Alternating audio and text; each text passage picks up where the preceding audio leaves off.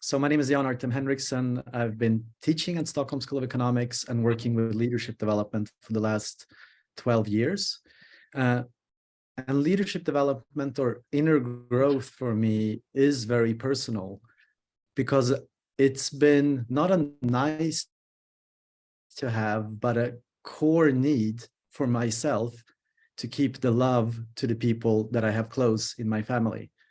I have relatives both in Ukraine and in Russia, and the conflict we see today, I've been feeling it since I was a kid because my father lives in Crimea and is quite pro-Russian. My stepfather is very pro-Ukrainian.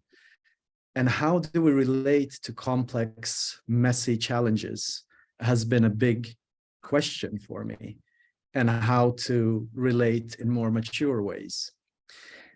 And so I thought I guide you through the Inner Development Goals framework and initiative, some of its history, why inner development is needed for us to reach the 17 UN Sustainable Development Goals, but also to relate a little bit to the situation where we're in now, and some personal thoughts also, because if we're speaking about inner growth, it cannot be non-personal.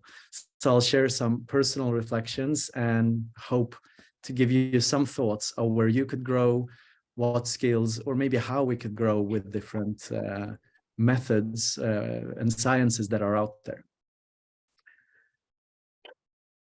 So if we start with looking, do you see my screen? I hope that works for all of you. Yeah, great. I mean, you all recognize the 17 UN Sustainable Development Goals. And of course, you understand that the world does not consist of 17 boxes. It's a way for us to make sense of the world, make it more manageable so we can more effectively engage and work towards this very complex, wicked issues that probably will never say, okay, we're done with quality education or equality. This is something that is ongoing and requires a lot of collaboration. The trouble is when we look at the global goals or the sustainable development goals is on many areas we're not making progress. And it's us, the people, who are in the way. And here we can ask, are we bad people? Don't we want to do this? Are we too selfish? Or could it be that we actually lack some of the skills needed to work with these very complex challenges? And again, for me, this has been the case for myself personally. And I've been taking more than 80,000 people through different leadership development interventions and seen that we can actually build skills on scale if we work with this. So the question was, could we do something similar that the Sustainable Development Goals and UN initiative has done with human development? Could we try to make it more manageable? Could we try to help people understand this very complex inner dimensions into something we can more easily relate to and therefore also engage to? And the logo that you see and a lot of the communication design, it's actually the same design company, the new division that did the communication work for the Sustainable Development Goals that has been doing the work for inner development goals. So we started off with a very big question. We got some of the best scientists and experts in the world in sustainability and inner development, like Peter Senge, Otto Charmer, Amy Edmondson, Bob Keegan, Jennifer Garvey-Berger, later on Dan Siegel, and many others who you might know from your literature. And we spent quite a lot of time defining this question because we said this can't be just a few people who are creating this framework. This needs to be truly co-created, just like the SDGs were. And we formulated this question: what capabilities, qualities, or skills do you believe are essential to develop individually and collectively? And here Peter Senge from MIT was very clear that we have a very strong bias in the Western world of thinking of inner development as something individual, where many people in East traditions see inner development as something cultural and collective. So it's both individually and collectively that we need to develop to get us significantly closer to fulfilling the Sustainable Development Goals. And we sent this out to thousands of researchers, of experts, of practitioners, head of leadership development, HR, and people, leaders working with on the field. And then we started sorting. In the first phase was just to get a first draft of the Inner Development Goals framework, and there was more than 1,000 people involved in it. Second phase was to look at some of the methods and ways to develop these skills. And the third phase, where we are now in the IDG framework, is to redo the first two phases with a much broader group of people, not 1,000 people, but hundreds of thousand people, because of course we have biases. Since this started in the Nordics and we have a lot of American researchers, we need to get more voices in, and this is, I'll come back to that. But basically what we then found in the first phase, we had two researchers, one from Gothenburg University and one from Stockholm School of Economics, who started coding all the responses and trying to sort them in logical ways. We found that there were more or less 5 big buckets, dimensions of human development, where we need to grow if we are to tackle the very big challenges. And we found 23 skills. You, of course, are going to get the slides. So what I would encourage you as we go through this for our 50 minutes that we have together is to reflect on where are you in these skills.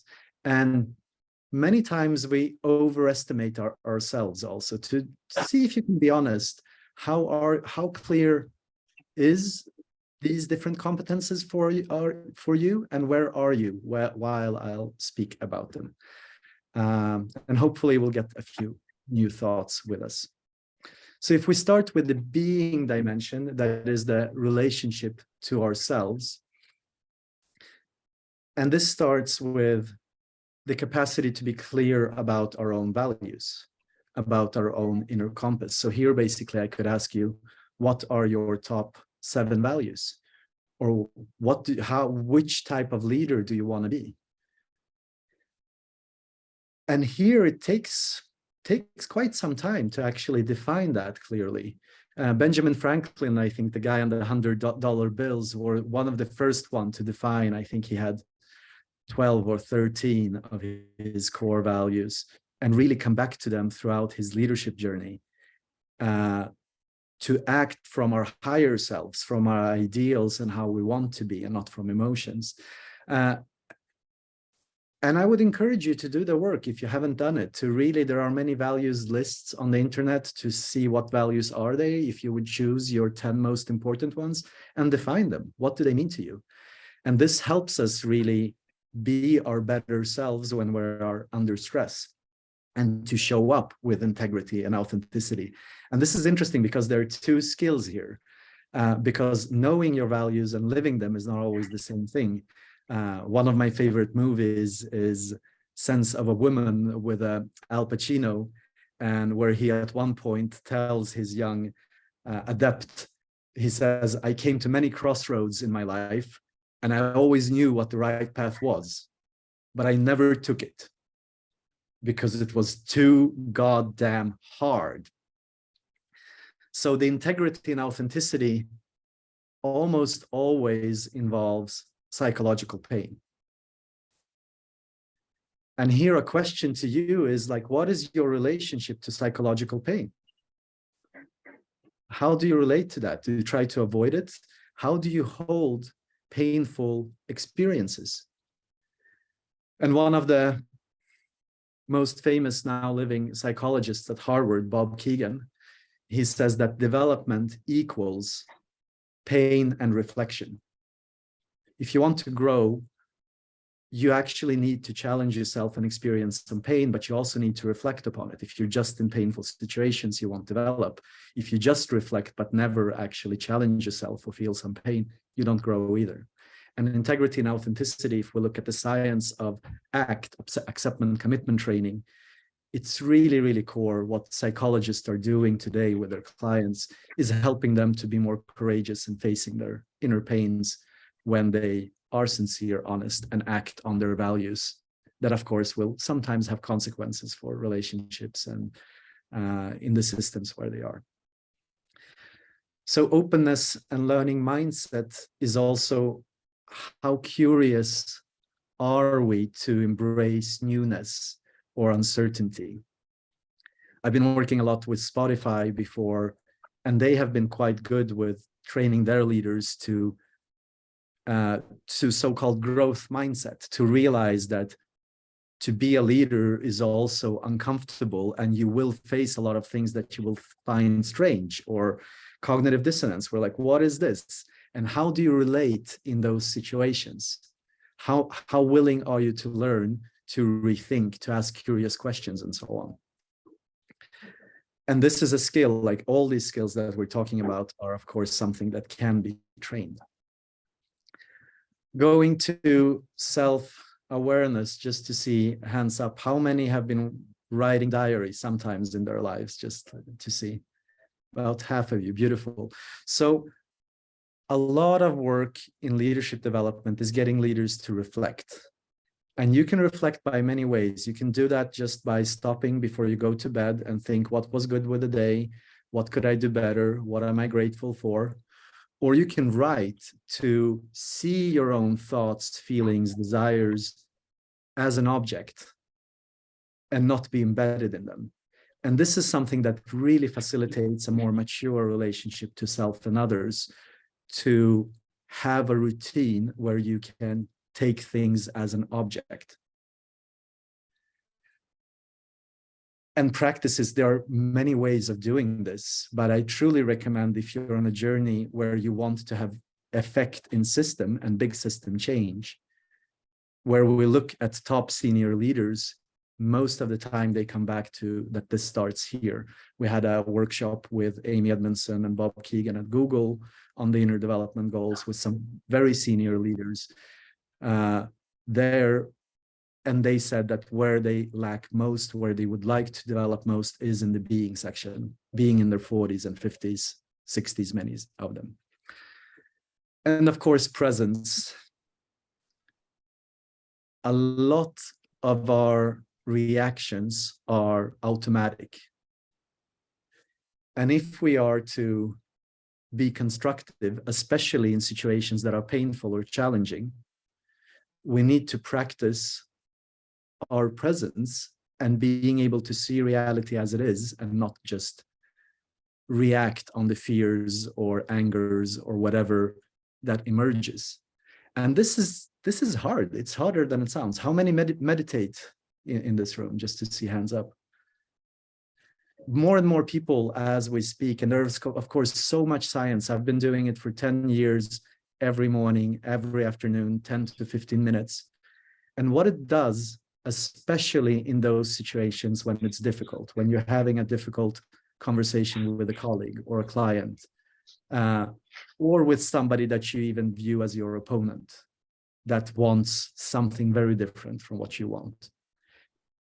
And if we can be there emotionally, it's a much bigger chance that we can actually affect in which direction this is going. And I think there is enough science that you have seen and heard about the power of working with presence. And you can do it in many ways. It's not always just mindfulness. You can do it by practicing music, but being very present and intentional with it, by actually working with being present in relationships or checking in with others. So this is a little bit on the being, and I hope you have some thoughts, or at least now can reflect, where are you strong, and where could you grow or get better or learn something more, or get routines that will help you in this. Let's go to the dimension of thinking. And many times when we talk about thinking, people think about intelligence or IQ, which is of course important and a big predictor of how effective people will be as leaders. But there are many layers in thinking where we can grow and develop, and where leadership development or interventions can make a huge impact on our way of thinking. And thinking critically is one of these skills. Here, my experience is it's sometimes bipolar. Some people are almost too critical and kill ideas at a very early stage. And there are many cultures, sometimes in the scientific world or in the engineering world, where we get too critical.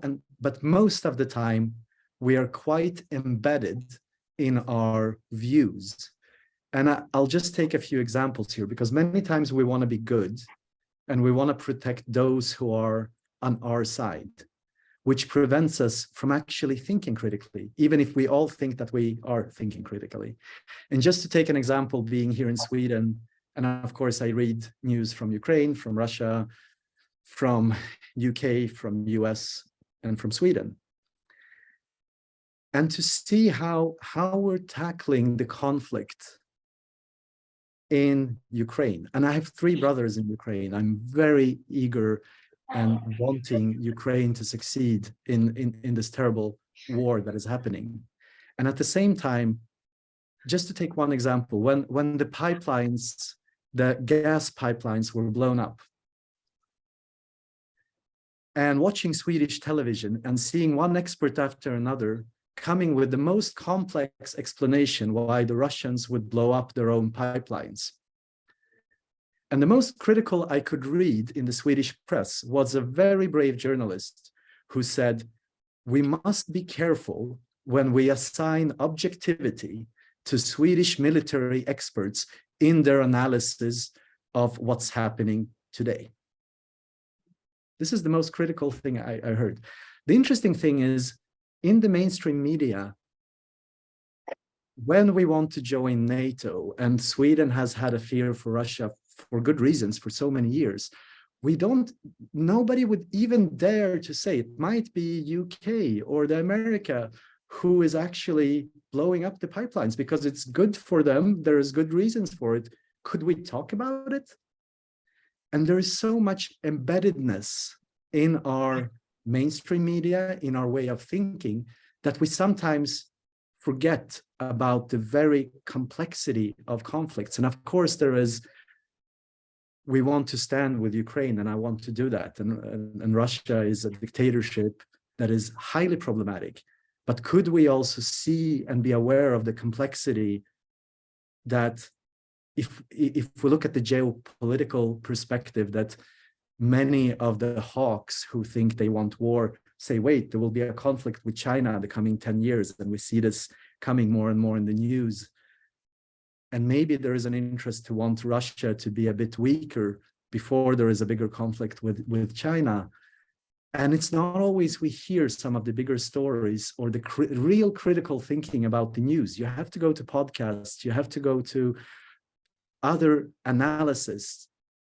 And this is highly problematic because we have sometimes our democracy at stake. This is what Tristan Harris is trying to pick up in the social dilemma, how we live in our bubbles. And I'm not defending any of these acts. I'm just saying that to really be critical and aware of the complexities we live in, we sometimes have to challenge ourselves to see outside of the bubbles. And this is hard. Another bubble that I hope I'm challenging you a little bit here. This is what I'm trying to do also. Another political bubble that I just want to speak to. It was very interesting when Hunter Biden's son, when he, as you know now, he left his computer to a repair shop and they found some very problematic documents there about his involvement in Ukraine and some corruption scandals and so on.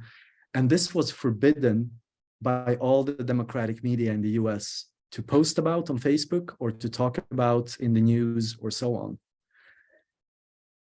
And then first after the election, what was actually true could be spoken about because they didn't want these news to affect the elections. If this would happen to Trump or Trump's family, of course, it would have been big news everywhere. And this is the realities we live in. And how important is it not to see them clearly, to think critically about them? There is good and bad explanations for it, but to take perspective on this. And if we dive into the perspective-taking skills, we can develop our ability to see perspectives, to seek perspectives, and to coordinate perspectives. This is the three parts of perspective taking skills, at least according to Lectica, which is a tool to develop our thinking and a beautiful foundation in the US. And the funny thing here is that some people who are gifted with seeing many perspectives are not as good at searching for other perspective or coordinating perspectives that are uncomfortable for us. For me, this was a big insight, because when I get presented to a problem, I see 17, 20 different perspectives directly to it. And my coach, who was coaching me in growing in my thinking and my system thinking skills, he told me, Jan, do you know that perspective taking and perspective seeking do not correlate? That if you're very quick in seeing many perspectives, you will think that you have a lot of perspectives on a problem, but they're all biased by your information that you have, by the bubble that you're in. And you need to actively work on seeking perspectives from other sides that you would like, if you would like to get a holistic view on a problem. And for me, I found this out when I was 35, the extremely strong bias that I've been in my ways of thinking. And then it's a third skill to how do we coordinate perspectives in between people and groups. We'll talk more about that. The sense-making skills in what stories we tell and how we tell stories about the unknown has a lot to do also with our emotional maturity. Again, going back to Robert Keegan and his theories, here he says that when we are younger, or where we're young adults and growing, a lot of our sense-making is about trying to prove ourselves, is about trying to win the social game and trying to be right, trying to be viewed at a way that we want to be viewed. And this affects our sense-making. And then somewhere in life, we come to a way where we want to more live according to our values. And this is why it's so important to have the inner compass and clarify that on the being side. And we start making sense more or less from an ethical point of view. Like, does it make sense to me? Is this in according to my values? And as we mature even more, there is even more transformational system thinking that we could enter into, where we really try to see how are the systems collaborating and what story or sense making could help the systems meet and create the value that is needed. And of course, some of the most transformational leaders we have in the world are using this type of sense making, where they start to take away themselves from the equation and saying, okay, how do we understand this? And how do we create stories that actually are helping us to work together better? And with the long-term orientation, I'll invite you to a very small exercise that I hope can give you a taste of a small mind shift that is possible to do when working with people's long-term orientation. And this comes from the Ministry of Future Generations from Wales. I met the representative in UK, in Manchester, a few months ago. And they did this with a group, so I thought we'll do it together also. So please imagine in your thinking, if you're willing, the youngest person that you care about in your life. If you can just find a person that you love and care about, it could be a friend's or a brother or sister's child, or somebody that you love and care about and would like to be happy. And could you have them in your thinking? And when you have that, just put your hand up so I can see that you're with me. Okay, thank you. And now I would like you to imagine a second person that you truly care about and love. And this is the oldest person that is still alive today that you care about deeply and love. And see if you can invite them in your thinking by your side just for a few moments. Could you please raise your hand when you have that? Thank you. So now think about, how was the world when the oldest person you're thinking about was as young as the youngest person? What were the challenges and worldviews that was general at that time? How did the world look like? And how is it different to how it is today? And the second perspective is, imagine how would you like the world to be when the youngest person is as old as the oldest person? How would you like the world to look like then? And what challenges do you hope that this younger person would meet or be working on when they are aged? And just this small intervention, when you do this with leaders or with any group, actually help people to, in any strategy planning, in anything that is coming after this small exercise. And I mean, we could do it for 15 or 20 minutes to share a bit, to reflect a bit. This helps people to think in a much more longer term than they did before this small prompt or nudge. And there are many things. We have Phoebe Ticknell and many others who are working with these types of thinking tools and helping people to be more systemic, more holistic when we take decisions. And there is more and more science coming, showing how we can do this and build skills to do this in our decision-making processes.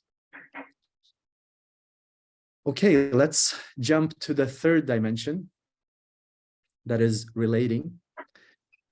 And this is how we care for others and the world. And it starts with appreciating, because our brain is always focused on problems. And there is quite a lot of science that shows that the majority of our thoughts are actually negative. They are focusing on things that could go wrong in the future, risks that have gone wrong, that we could do better. And this is the reason why our news are the way they are. They are mostly focusing on negative. You know, we're trying to get something positive into each news session, but this is how our brain works evolutionary. And therefore, it's even more important, if we are to collaborate and care for each other, that we actively work with appreciation, gratitude, and joy. And there is so much science showing that gratitude journal, if you, I don't know, maybe 20 days or so, if you just for 20 days write a few things you're grateful for before you go to bed, this will have effect on your well-being. There's lower risk of depression. You will have better relationship with the people around you, and still most people don't do it. And you can even think about that before you go to bed. Also, good leadership, those who create an atmosphere where people innovate, where they appreciate each other and work well, have a ratio of about 5:1, where they give 5 times as much appreciative feedback and focusing on the strength as they're giving corrective feedback. And this is one of the biggest things that we usually work with in leadership development, getting leaders to see this bias, that in our heads, it's usually the other way around. We see 5 problems and 1 thing that the other person is doing well. We're also very uneven in how we distribute our appreciation and gratitude in our family or in our group of friends or so, where some really get all the appreciation and other very, very little. There's a famous study done at Karolinska Institute where they actually asked leaders and said, like, how are you with giving appreciation? And of course, you know, all the leaders said, I'm okay, I'm doing good, I'm working with it, I'm trying to give everybody appreciation. They said, great, so we'll install a camera and film you for 2 weeks, and we'll have researchers counting each time you say something appreciative or critical. And of course, it was a very big wake-up call for most of the leaders, because they saw that, as I said, some people got all their appreciations, others were more or less totally ignored, not getting any, and a very stronger bias towards the negativity. And we need appreciation to feel well, to survive, to relate to each other. And it's a core human value for us to function and to want to be connected. And of course, not only with people, but with animals, with planet. And the connectedness to the global system is something that is coming more and more research around. One of my most giving, rich, but also challenging retreats that I have done, of course, many leadership trainings, was being out in nature for 10 days. And 4 of these days being alone in a circle that we draw ourselves out in the northern Sweden, and just working with presence, connectivity, and relaxation. That's the 3 principles that John Milton, a professor in biology, was teaching us. And this was more challenging than any meditation retreat I've done. And I've done 10 days of meditation, 12 days a day, but not being able to run to a meditation practice or anything, not being able to listen to music or write, but just being in nature. And the deep shifts that this can do. And of course, this was quite extreme. I mean, we fasted for 4 days and were 4 days in nature, but just being in the forest for a few hours or by the ocean has an effect on us and how we relate and connect. And this is something that can and should be facilitated, from my point of view, if we want to work with sustainability issues for real. And especially for senior leaders. And there is a movement called Nature Quest. I know that here in Sweden, Göran Genvi, I think he even put the founders of Oriflame, Robert of Jokknik and the King and other very senior leaders out in nature, just said, find a stone or find a place, be there for a few hours, see what happens for you, come back, write, reflect about it. When we come to humility, I think it's truly important. I think some of the leaders and people we appreciate most are the most humble. And at the same time, our social media, our culture, how we create and construct leadership is driving to the very opposite side, which is a problem. Because if you look at the leaders that I was speaking about that are transformational in thinking in systems, truly thinking in systems and also wanting to understand the otherness, those who are not looking to be with people who are just like them, but who are truly curious about perspectives that are opposite to theirs. They are the most effective leaders. They're usually very humble. And most of the time, they don't make the top positions in the organizations because they don't want to be in the spotlight. But these are the leaders that are the most effective. And in some wisdom traditions, you choose the leaders that don't want to be leaders because they are the ones who will truly be able to lead in a mature way. And there is an exercise, Emma Stenström, one of my favorite professors at Stockholm School of Economics, she works with a course called Global Challenges. She does a practice that is called bubble hopping. You can Google it. It's one of the strongest practices that I have found that actually builds humility, empathy, and compassion. And you can do this in just a few hours. You could have a 2-hour intervention where with most certainly you would grow in these 3 skills. And even half a year from that intervention, we would still be able to measure scientifically that you have grown and stayed more empathic and compassionate and a better leader if you do this intervention. It's actually a lunch, but it's not a very pleasant lunch. And I'm going to tell you how it works, because if you remember Bob Keegan's formula, pain plus reflection equals progress, and it involves both components. So basically, if you would go on social media tomorrow and then think about what person do you think is the stupidest, strangest, or what group do you think is just totally lost? It might be people who are against vaccination or very strongly for vaccination.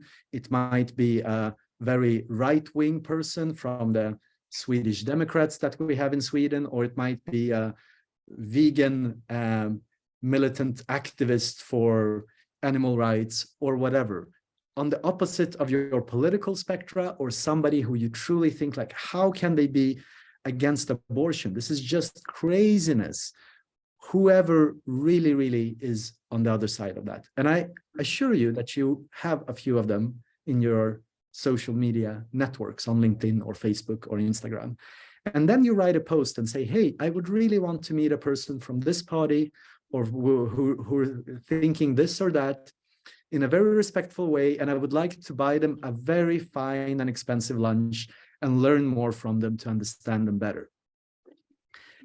And then Emma has a few recommendations, just an A4 page on how you are to relate during that lunch, how you are to truly ask curious questions, how you are not to judge, but rather come in with the perspective that if you would have the same personality, the same genes, and the same experiences as that person, you would 100% feel the same way about that issue that they are feeling.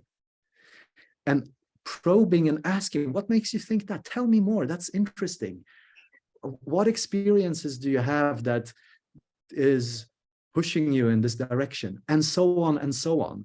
And usually after 2 hours, it has a deep effect on your way of, not that you change your mind about it, but that you have a deeper understanding of the other side and the complexity of the issue.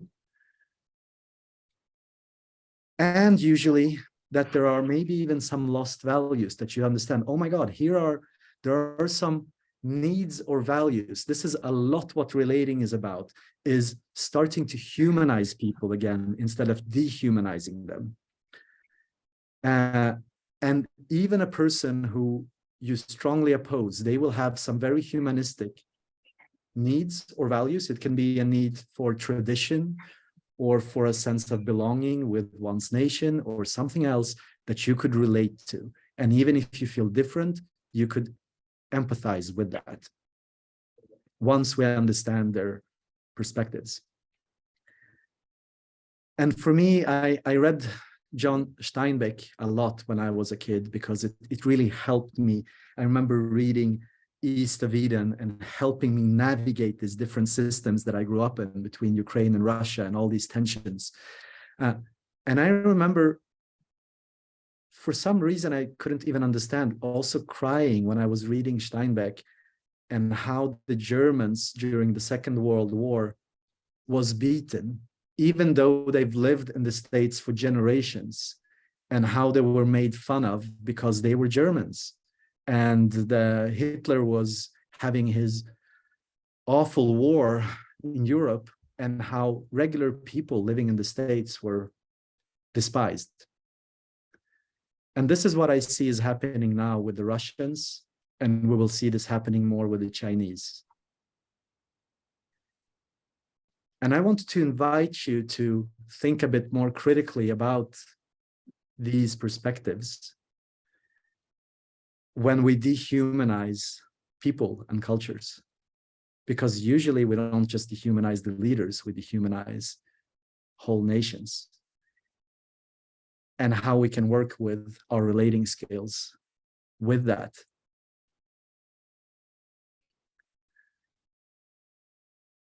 If we look at collaborating, and here I think Amy Edmondson is one of the best people in the world to speak about this. She was at Stockholm School of Economics just a few weeks ago.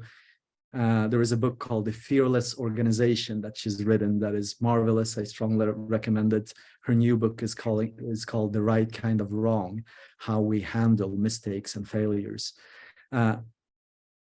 And there are many levels in which we can grow. First of all, how we truly listen and foster a genuine dialogue when we communicate with people.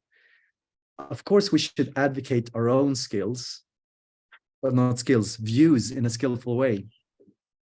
But how do we manage conflict and communication with diverse groups?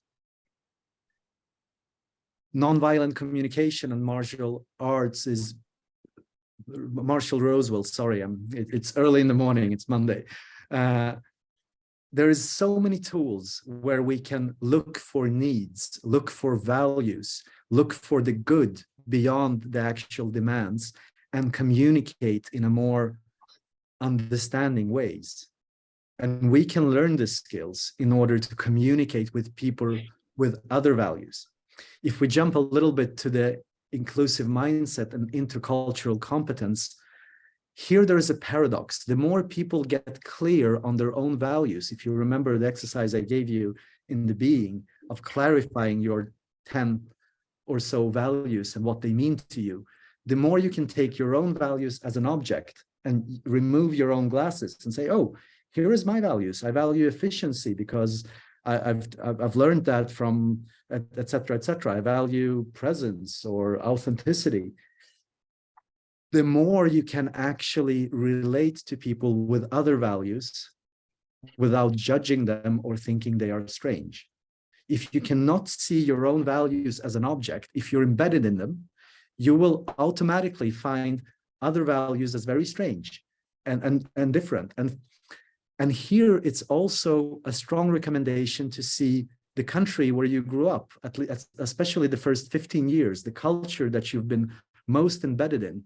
If you go to Gert Hofstede's site, there is a free analysis that you can do between the countries that you know the best and most.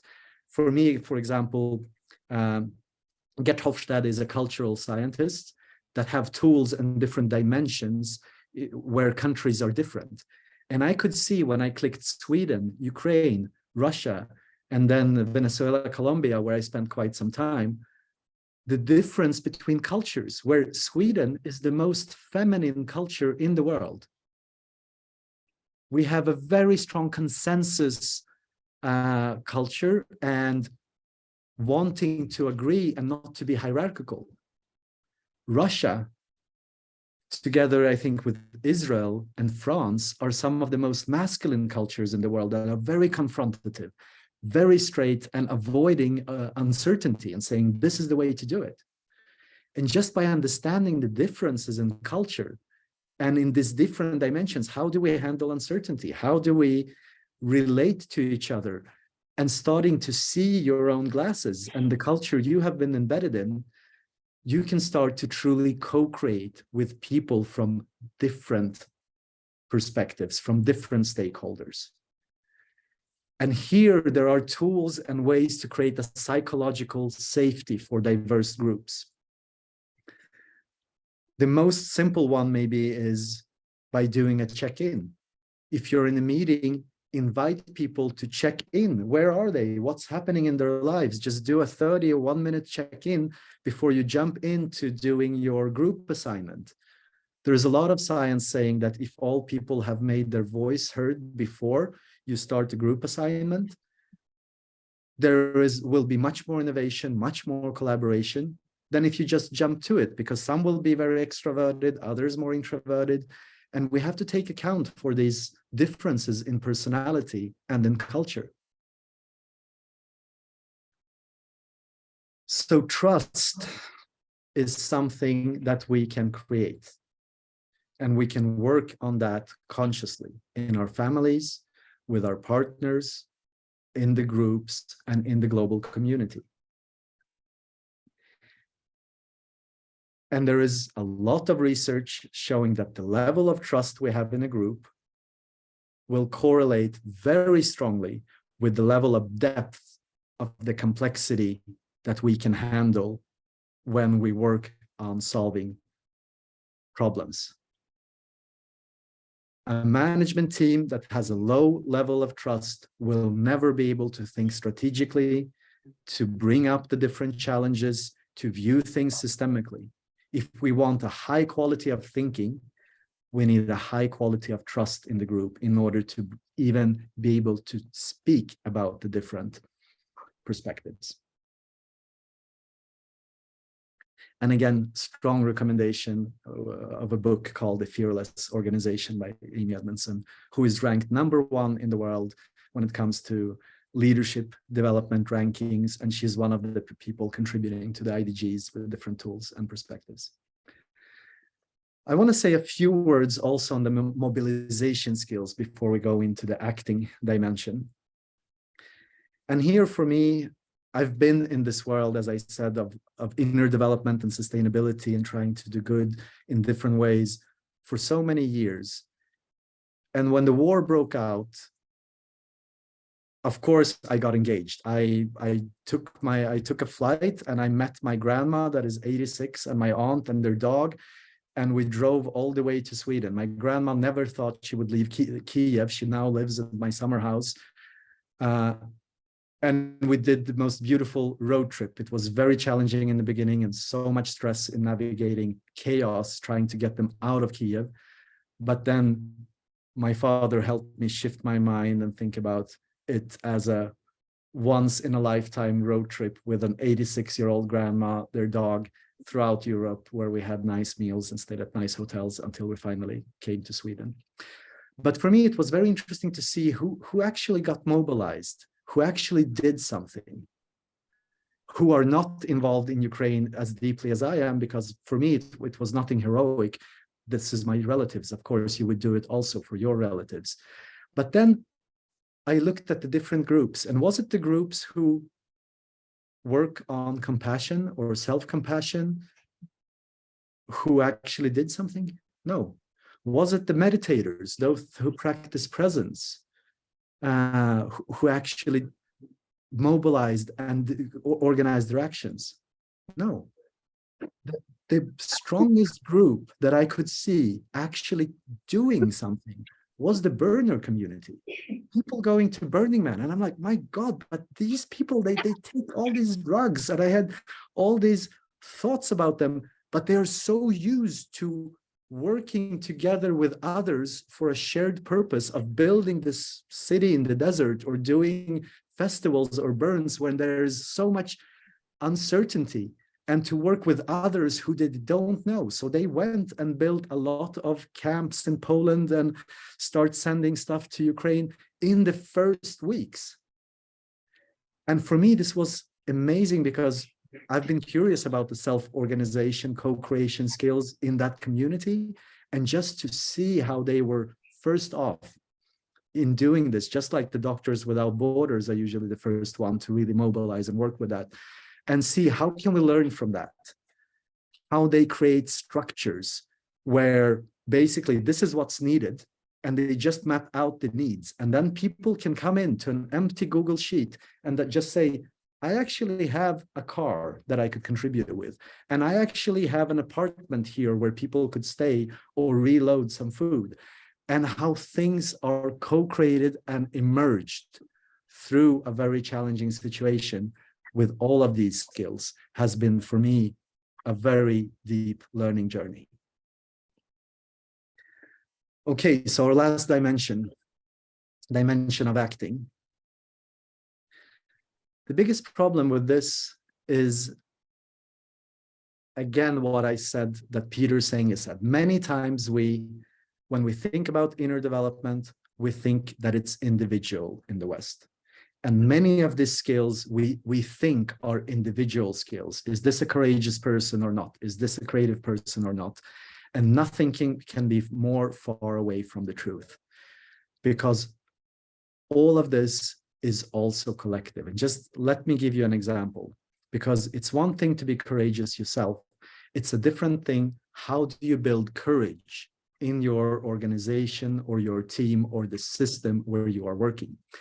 And I've been working a lot with Stefan Krok for the Good Cause Foundation. I helped him to build Godel, the electricity company, and then Wood Fund, and we're still in touch and friends. And for me, Stefan Krok is one of the leaders who have been a good example in how you can create a lot of other leaders and managers who are courageous, because he always said, like, look, Jan, let's take a risk here. This is uncertain.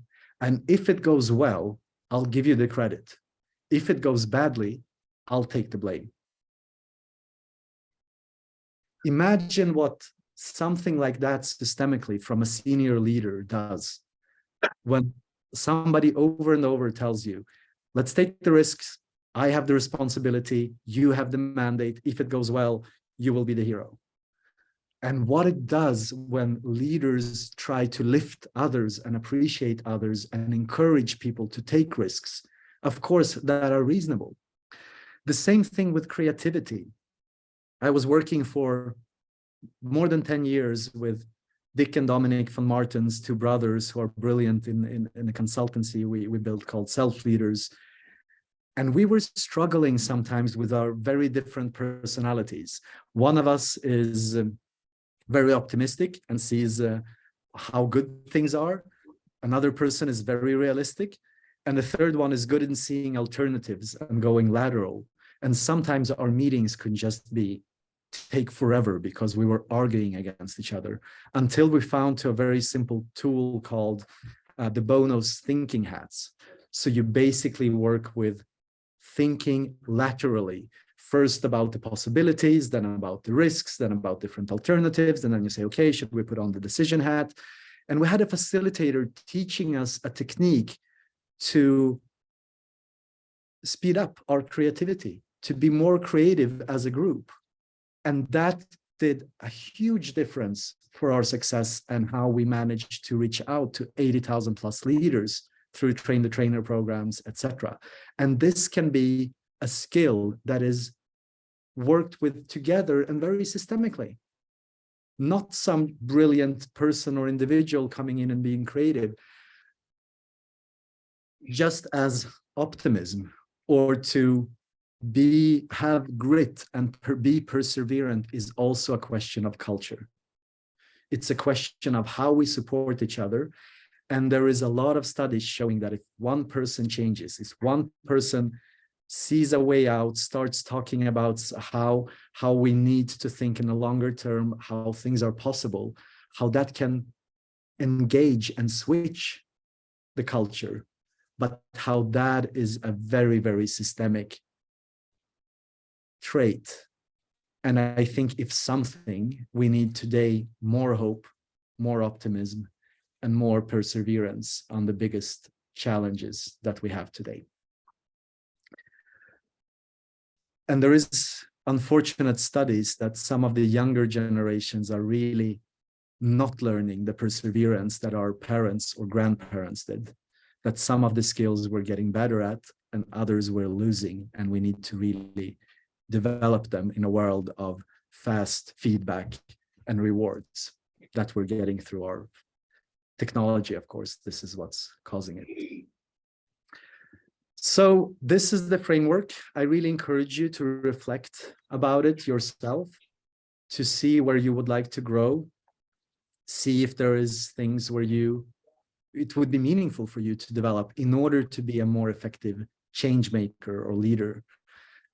Some we can work with consciously, others, of course, we need to emerge or mature into.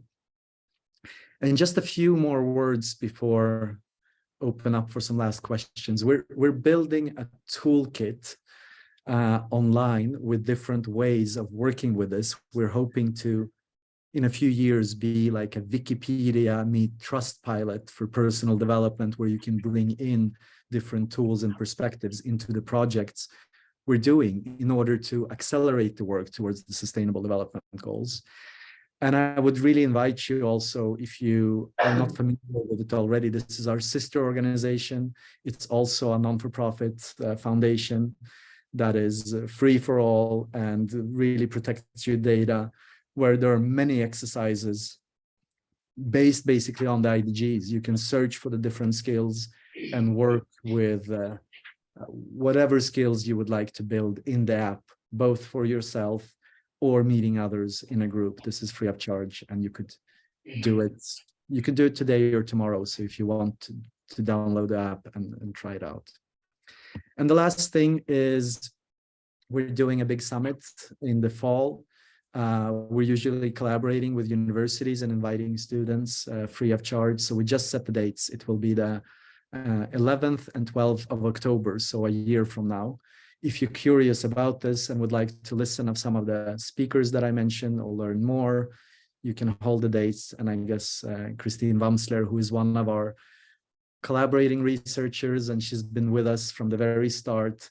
I guess you will hear from her about it, and you will also be able to hear her present some of the research that we are doing together. Actually, here we are, as I said, we're trying to go global to get more voices in, and now we're doing a pilot in 6 countries. So in 2 weeks, I'll be in Rwanda with people from India, from Colombia, from Albania, and some other countries where we're piloting this work to see how this can be of help towards the Sustainable Development Goals. All right, that is what I had. So thank you for listening and having me.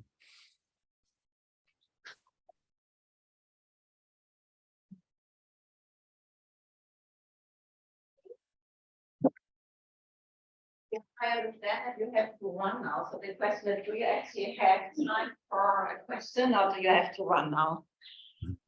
No, I mean, if I can stay a few more minutes if there are some questions. So of course, it took a little bit longer time than I thought. I thought I'd give you 15 minutes for questions, but then I got carried away by the Ukraine and Russia conflict once I got personally into it. So. So yeah, we will continue discussing that, I think, in the context of other lectures as well. We have one on adult development, for instance, so there will be continuation of that. But are there now specific questions for Jan before we let him go? Yeah. It was really interesting, thank you. I was just wondering how this is done in practice, like how are the IDG put into action? Are like, do different nations have to commit to them, like the SDG, and then they kind of create their own plan of how to implement that in different institutions, or how is that? Yeah, thank you. Good question. So how is this implemented? So we're working with our main stakeholders are governments and big organizations, because that's how we think we can drive change the fastest. And then we're collaborating with academic institutions like Lund University. So Costa Rica is actually the first country to adopt the IDGs, just like SDGs. And we hope that these 6 pilot countries that we are working with will follow, that we might get other countries to get on board, and hopefully, of course, all countries and governments to start working with this. And then the second big way of doing this is through huge organizations like IKEA, Ericsson, Google, and many others. We have 30+ partner organizations who are working on broad scales with their 100,000+ employees in integrating it. We don't say implementing, because we don't believe in a top-down or one-way implementation. Everything we do is open source. We just try to present the science, the tools, and the things, try to close the doing, knowing gap that many times is around 20 years from what the scientists know, like Bob Keegan or Amy Edmondson, to what is used and applied even in higher education, but especially in our governments that are very slow to adapt, but also our organizations. And we think if we choose some of the most progressive organizations in the world and some of the most progressive governments, and if you look also at the countries, just a note here, who is following this? Like Rwanda, Colombia, Albania. Look at these countries. What do they have in common? They all have, just like the wounded healers, the people who usually work with inner development. Rwanda has been through a genocide in the 90s, one of the most terrible ones, with 1 million people killed, and then a reconciliation and forgiveness process. Albania is one of the countries that is not recognized yet by many countries in the UN, and when there is a lot of tensions and complexity. Colombia, one of the longer conflicts that we had in the world, right?